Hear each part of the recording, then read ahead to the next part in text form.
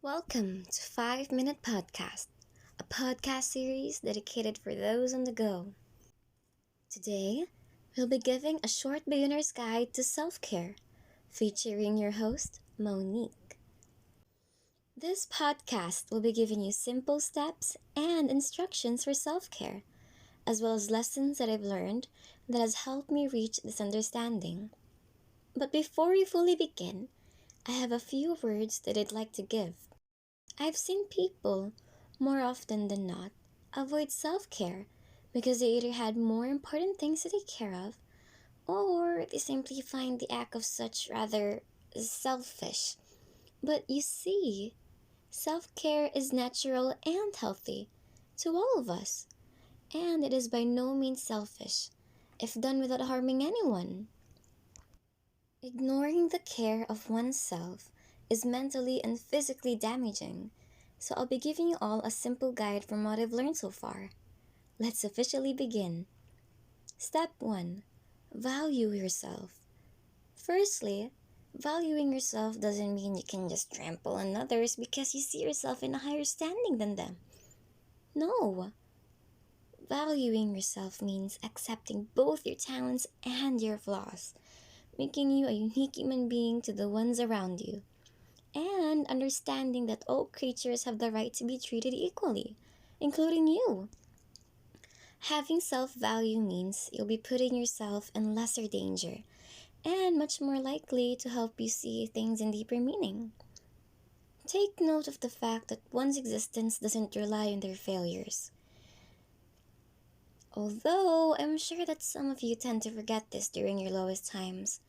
Not that I can blame you. A way that I can instruct you to execute this is to start with the basics. Eating healthy as to keep your body strong, getting enough sleep, keeping a peaceful mind, and taking well-deserved breaks from time to time. Step 2. Love yourself. I believe in most cases people will put this first. But in my opinion, if you start with this one, you'll only get back to square one. Hear me out. Loving yourself is similar to valuing yourself. But how can you love yourself if you think that negatively of your value? You'll just be stuck in a loop of questions. Am I worthy of love? Why should I love myself when I'm worthless? Love and value goes hand in hand, but understanding your value will help you reach the level of self-love easier. Start loving yourself by understanding and accepting your value, and know that you're worth the effort. Step 3. Find happiness in what you love.